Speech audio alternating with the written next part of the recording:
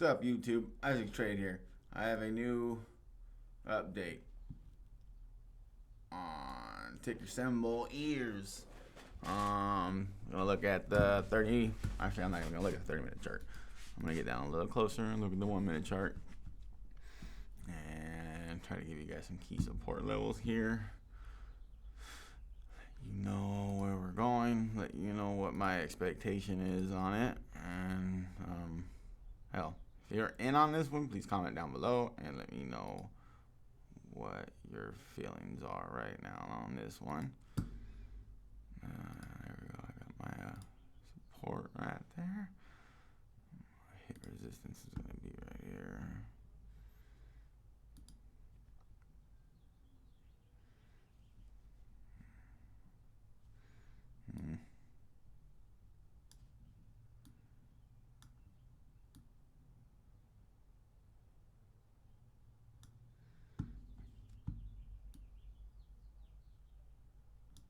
That's as many points as possible for that one. 1, 2, 3, 4, 5, 6, 7, 8. Right there. 1, 2, 3, 8, 9 on the bottom. Okay.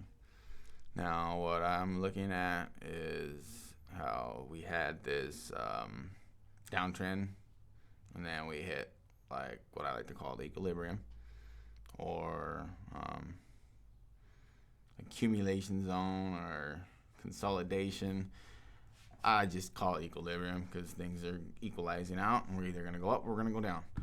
And I'm looking towards the end of this channel, and rule of thumb that I use in my criteria for if I'm going to stay in this stock or if I'm going to exit the stock is I want this cluster of candlesticks. Now, whether you're using candlesticks or you're using line chart, it works either way. I actually prefer line chart, but a lot of people don't understand it, which actually it's easier line chart. There's less noise in here. But what I like to see on any chart is I want to see a consolidation of price action towards the top of my resistance, letting me know that we are trying to push through that resistance and not down here on the support. Because if we're on the support, that means we're going to blow through the support. If we're on the resistance, that means we're going to blow through the resistance. As you can see right now, we're testing it again, and we are either going to blow through this next part of resistance I'm seeing, which is right here on the top. Let me get rid of this one. I want a horizontal trend line, which if we're able to break through that one, this is going to be my next part, my next set of resistance, and then this will turn into my support. So let's see what happens right here. See where we're about to bounce off resistance, potentially new support, which we're getting a little fight right here right now. RSI is currently at 53. Let me throw a couple more things in here. Moving averages in. Oh yeah, this is good. I'm right above the 200 moving average. So I'm assuming we're going to break through this, and then we're going to go towards my next price target on this one is going to be 640. Yeah, 640. I'm going to give it $1 past this other high of the day.